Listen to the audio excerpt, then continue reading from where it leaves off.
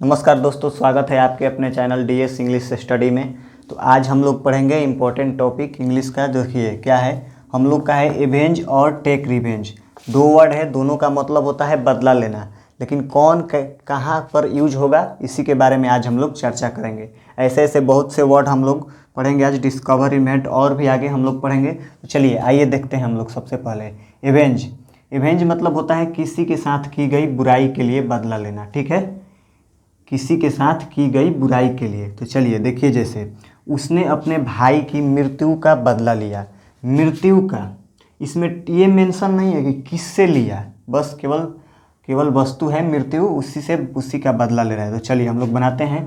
Past indefinite है ही, इसमें avenge का प्रयोग हो रहा है। तो एवेंज का दूसरा रूप ही एवेंज्ड, मृत्यु का द डेथ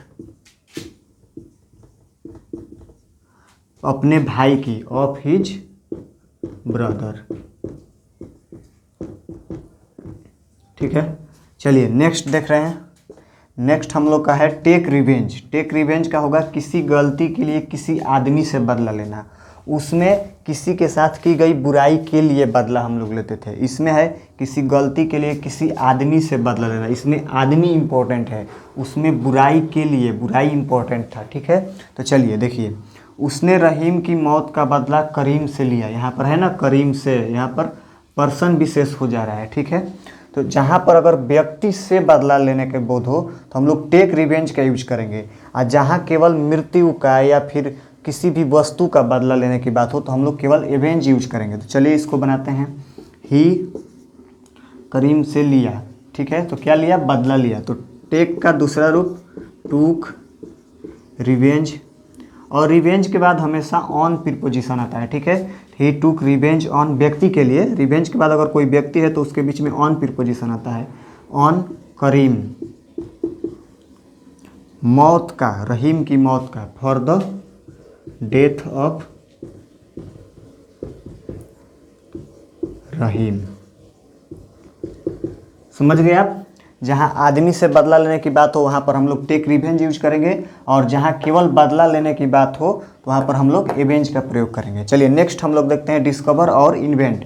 दोनों का मतलब होता है खोज करना। ठीक है, तो चलिए डिस्कवर देखिए। डिस्कवर, जो वस्तु पहले से मौजूद हो पर दुनिया उस वस्तु से अनजान हो, मतलब उस वस्तु को अगर कोई प्रकाश में लाता है, दुनिया के सामने प्रकट करता है, उजागर करता है, तो ऐसे स्थिति में हम लोग खोज करने के लिए डिस्कवर का प्रयोग करेंगे। जैसे देखिए, वास्को डी गामा ने भारत की खोज की, तो हम लोग क्या बनाएंगे? वास्को डी गामा, इसमें डिस्कवर लगेगा क्योंकि भारत तो पहले से था।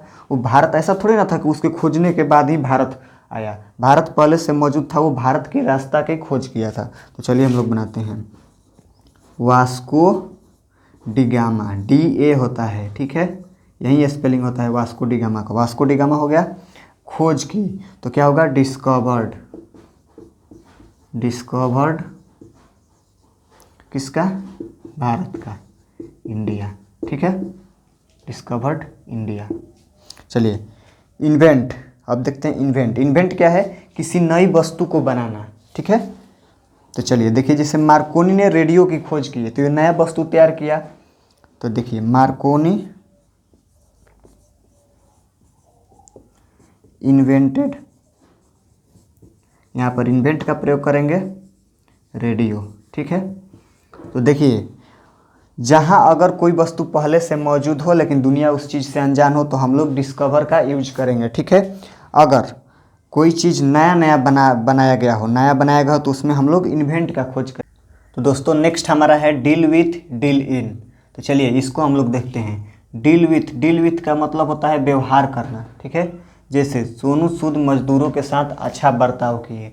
तो चलिए हम लोग बनाते हैं। सोनू सूद मजदूरों के साथ अच्छा बर्ताव किए, पास्ट इंडेफिनिट। तो पहले हो जाएगा Sonu Sood.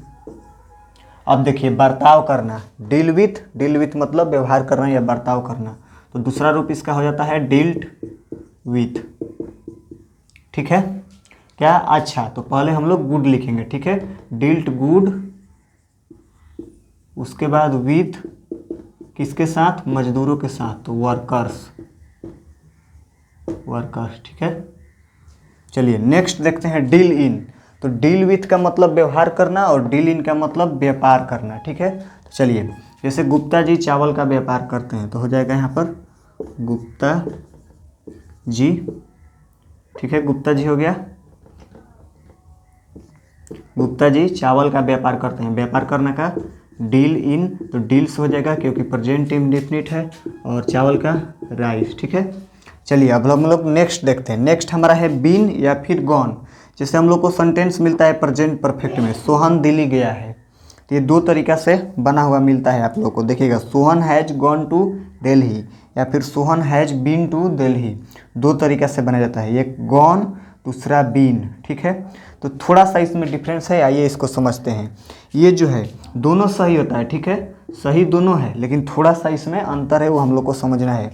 Sohan has gone to Delhi, जब हम कहते हैं कि Sohan has gone to Delhi, इसका मतलब होता है कि at the time of speaking, मतलब बोलने के दौरान भी वह दिल्ली में ही है, अभी आया नहीं है, ठीक है। लेकिन जब हम कहते हैं कि Sohan has been to Delhi, तो इसका मतलब होता है कि सोहन कभी दिल्ली गया था लेकिन अभी बोलने के वक्त अभी यहीं पर है, at the time of speaking अभी यहीं पर है। और जब हम Sohan has gone to Delhi बोलते हैं तो इसका मतलब सोहन जब से दिल्ली गया है तब तक वह लौटा नहीं है, अभी दिल्ली में ही है, ठीक है। चलिए नेक्स्ट हमारा है लेट और गिव। लेट गिव दोनों का मतलब होता है देना, लेकिन देखिए गिव जो है, गिव किसी वस्तु को देना। अगर हम किसी वस्तु को किसी को देते हैं तो वहाँ पर हम लोग गिव का यूज करते हैं। जैसे देखिए, उसने मुझे एक मोबाइल दिया, सबसे पहले ही गेव, क्योंकि पास्ट इंडेफिनिट है, मी अ मोबाइल, ठीक है, हो गया। नेक्स्ट देखिए लेट। लेट क्या है? लेट है किसी को कोई काम करने देना, यहाँ पर कोई वस्तु देना था, यहाँ पर कोई काम करने देना था। तो चलिए देखिए, जैसे तुम मुझे पढ़ने देते हो, यहाँ पर क्या है?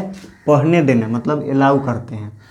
यू लेट मी रीड, ठीक है। अगर कोई काम करने देने का सेंस हो तो वहाँ पर लेट का उपयोग करेंगे, और कभी अगर कोई वस्तु को देने का सेंस हो तो वहाँ पर हम लोग गिव का उपयोग करेंगे। चलिए देखिए दूसरा, उसने मुझे जाने दिया, पास्ट इंडेफिनिट है, देना का यहाँ पर लेट होगा क्योंकि काम कुछ करने के लिए या कुछ करने के लिए वो कह रहे हैं, उसने मुझे जाने दिया, तो लेट लगेगा। लेट का दूसरा रूप भी लेट ही होता है, तो ही लेट मी गो, ठीक है। चलिए नेक्स्ट है हमारा ब्लो और या फिर फ्लो। ब्लो और फ्लो दोनों का मतलब होता है बहना, लेकिन देखिए ब्लो का मतलब होता है हवा के लिए, हवा बहने के लिए ब्लो का उपयोग किया जाता है। फ्लो मतलब होता है जल के लिए, जल के लिए फ्लो का उपयोग किया जाता है। तो चलिए देखिए, जैसे हवा बह रही है तो हवा का वाइंड, हवा बहने के लिए क्या उपयोग हो रहा है? ब्लो, तो वाइंड इज ब्लोइंग, ठीक है, वाइंड इज ब्लोइंग हो गया। अब देखिए, अब है नदी बह रही है, तो नदी के लिए जल है, तो जल के लिए फ्लो का उपयोग किया जाता है, तो the river is flowing, the river is flowing हो गया। तो दोस्तों आज के लिए इतना ही। अगर वीडियो अच्छा लगा हो तो आप लोग शेयर कर दीजिए, और अगर चैनल पर नए हो तो आप लोग सब्सक्राइब भी कर दीजिए।